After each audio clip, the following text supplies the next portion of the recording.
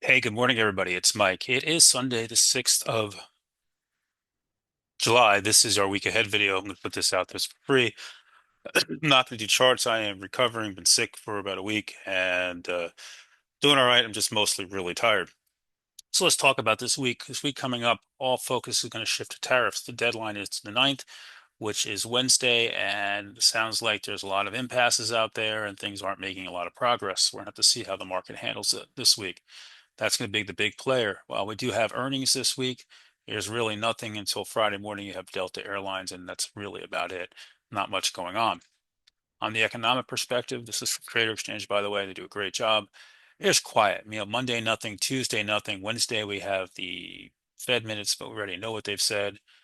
Thursday, nothing. Friday, nothing. It's a very, very, very quiet week when it comes to this. So not a lot going on.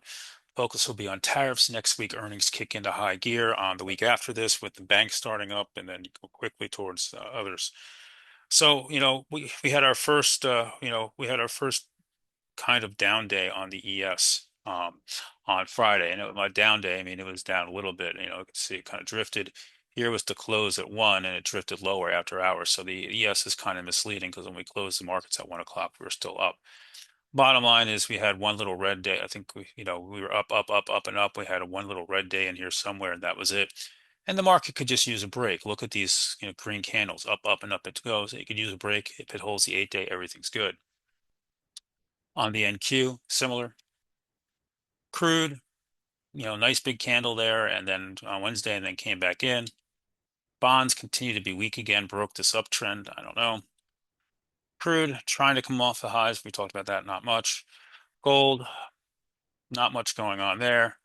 Bitcoin's been trying to be strong and break out, and Chris in the room posted this nice chart of Bitcoin. If it breaks out with a measured move to about 142K, love to see that. So we'll see. Back down on Friday, but overall, it looks like it wants to go. The VIX on Friday was up with the markets up, signifying things are not 100% great, but it's still under 20, so it's okay. HYG, this is another area a little concerned, was leading this run in the last three sessions as underperformed the markets. The transport's nice breakout, though. That's very good for the markets. And the dollar remains extremely, extremely weak. From a sentiment perspective, as we go into this week, we're not overheated yet. So if you're looking for that, it's not there. NASDAQ here plus 197, not above 200 yet. Still looks good on the oscillator. Excuse me.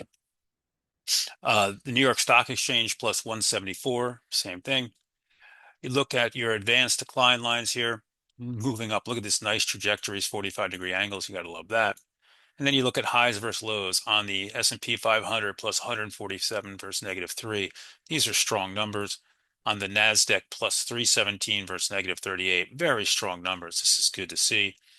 Put the call, bulled up, but not extremely hot, but just recognize you got a very bullish sentiment. Sometimes we get a flush. And then you look at market breadth and you have a big bullish thrust here the last couple of days. Look at this move. You see us going parabolic, vertical on both the NASDAQ and the New York Stock Exchange here at new all-time highs. This is very, very bullish. Markets like this typically don't just collapse and fall apart. It may rest for a bit, but they just don't generally collapse. All right, so for the week, we come in tomorrow. The SPY is trading at all-time highs. You can see the difference between that and the ES. The ES came in, the SPY continued to push up. Bottom line is we'll see what we do here. If we come down, the 8 day is your first level to watch because we haven't hit it. That's at 615.75. Part of the reason the SPYs come in is it does not sound like tariffs talks are going well between the U.S. and Europe, and more on that this overnight here into today as Europe says failed to achieve breakthrough in trade talks. Negotiations continue to the weekend. They're asking for a pause on tariffs, a continuation of the pause. We don't know. We'll see if they get that. So again, watch the 8 day. And if not, then you have the 21 day. Look at all these moving up. So, a little bit of retest there. The 50 days crossed all the moving averages. And if you drop to the 21 day and hold your fine, this gap remains untested. That's how strong this move has been since this little downtrend break. The Qs, similar, all-time highs. IWM has woken up and cleared the 200 day. We haven't seen this out of this in a while. Nice move up here, rampaging back up. So you have this cup and handle pattern that triggered finally, inverted head and shoulder, sorry, pattern that triggered. And, coming up into 215 and then 227.50, and then 230 eventually, 225, 227.50, 230, your next levels there. The Dow also just shy of the all-time highs. The banks have been being leaders. They're going to be the first to report. I generally don't like banks when they've run into earnings, and these banks have run hard into earnings. XLF at a new all-time high, JP Morgan new all-time highs, Goldman Sachs new all-time highs. Look at this, move. These are, we don't see banks move like this often. Morgan Stanley all-time highs, Citigroup 52-week high, Bank of America same thing, Wells Fargo just did it, right? So these names I would not be chasing as they continue to run and push up. Let's give you some bigger. I forgot to do this earlier. My apologies. Like I said, not feeling great here. MasterCard, Visa, they continue to lag the market. PayPal, same thing, continues to lag, although trying to break the 200-day. XYZ, similar, right? Trying to push up here. We look elsewhere around there. XBI, the sector remains overall weak, but a break of 86 could send it going. It's been some rotation to names like J&J, Merck, right? Trying to wake up. Pfizer a little bit as well. Lilly remains out of play. United Healthcare remains weak. It can take a while, man, this for the recovery here. So just, wait, that gap should be on your watch at 352.59. With Bitcoin at the highs, we can look at some names there. MSTR, nice trying to break out here, really needs to clear that 420 area to get going. Coin on watch, nice hold of the 8-day and bounce back up, looks great. CLSK, nice big move here this week. Mara, Riot, right? Hut, your miners have really kind of woken up for the first time in a long time. I'm going to put Hood in this category here. Hood hit $100 in all-time highs, pull back. Didn't get to the 8-day, but a touch of the 8-day and hold would be very bullish. We'll watch for that in that space there. Energy generally remains out of play. Chevron, best in breed, curling up, moving with the index itself. Nothing really going on in that sector. The SMHs talk here, new all-time highs. Okay, NVIDIA, new all-time highs, right? Approaching in on a 4 trillion valuation. AMD come down, but it's holding the 8-day. You got a little gap sitting there for it to go. Avgo, quietly hit an all-time high last week, but it's not leading. Taiwan Semi, however, new all-time highs. I wouldn't be chasing these, but looking very good up there. So, you have some nice move on some of these semi names. Micron still remains out of play after earnings. Let's talk some software names. Oracle continues to be strong, new all-time highs. Look at that pop down to the 8-day. We were on our spaces. Scott and I both talked about dip to the 8-day and a rocket off of that, and it did, came down, went sideways a couple more sessions and took off. Beautiful move there. Palantir has lost its momentum. This big down candle was a warning sign. Can't retake the 8-day. So until it retakes the 8-day, it's out of play. Maybe it wants to test the 50-day. It would make sense. But overall, these names remain strong.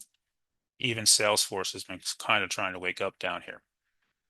What else? Let's go over to big cap tech. We'll start off with Google. Google, nice little recovery candle. Had that big down candle coming right back up. Again, looking for this one, trying to break out. Amazon, still long stock, trying to break out here as well. Still long some calls. Like this one. We'll see if it can get out. Overall, looking good. Looking for a move back up into that 230 area if it can get loose.